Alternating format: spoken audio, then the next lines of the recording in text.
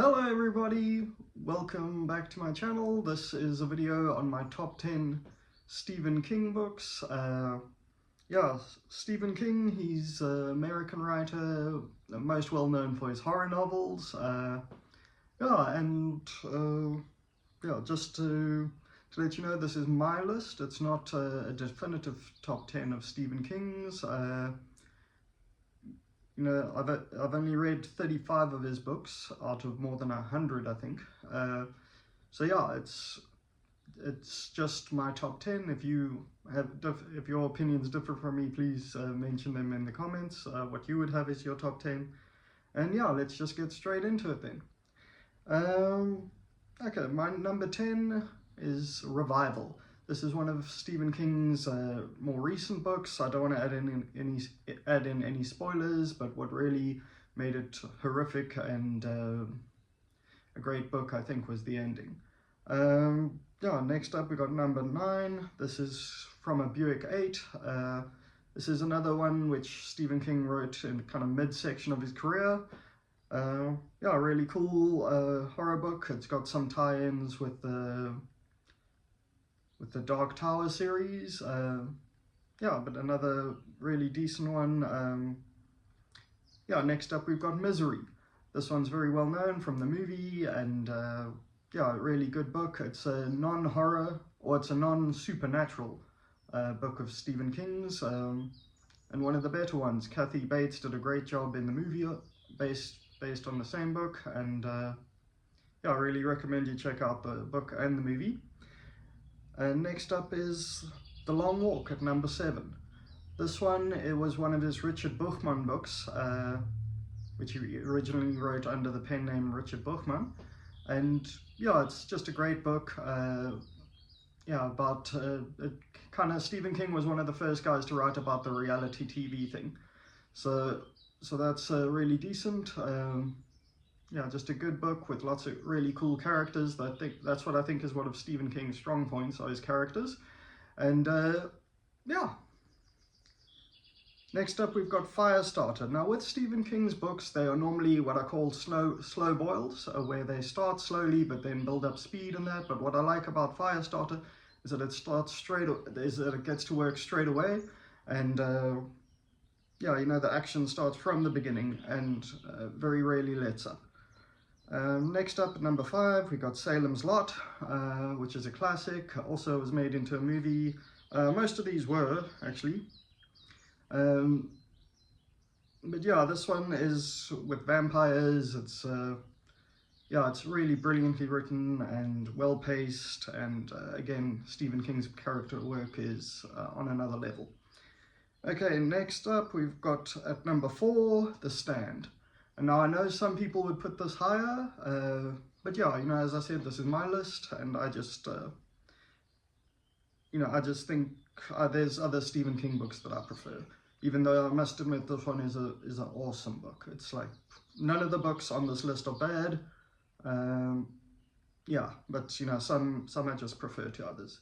And The Stand is really an epic. I think, especially if you're reading the uncut version, I think it's more than 1,000 pages long. It's again been made into miniseries and so on. It's kind of like we had our own version of The Stand with the pandemic. Luckily it wasn't as bad as Stephen King's one. But really great book, really fantastic read, and a real tour de force for Stephen King. At number 3 we have Johnny's Back, The Shining. Actually, I don't know if that's the right line, but anyway, Johnny's here, I think, is is the line in Stephen King's novel The Stand, and the other famous line, "All work and play makes Johnny a dull boy." Just a really awesome horror set in a brilliant location, just outright creepy, and there's some scenes in there that really stuck with me. The hedge animals, I think, was a really great scene in the book. Next up at number 2, we've got The Green Mile. This one, it was originally written as a serial, and you can tell, every chapter ends with kind of like a cliffhanger. and you just want to keep reading, and it's just so brilliantly executed, such great characters, such an engrossing story. I really enjoyed it.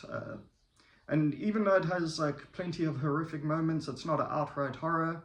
So yeah, if you're not into horror but you're interested in the work of Stephen King, The Green Mile might be a good place to start.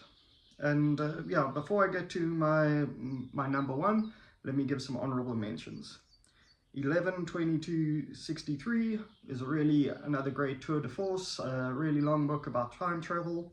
Number 2, Damaquai. Just here, Stephen King's scene setting is incredible. It's set in Florida on the coast, and just really well written. There are a couple of moments in it which didn't quite land with me, which is why it's not on my top 10, but it's close. Also, all of the books on all of the honorable mentions, they're not in any order. It's just books that I think are also worth a mention. In fact, I could probably do another top 10 of honorable mentions, but I want to keep this video short.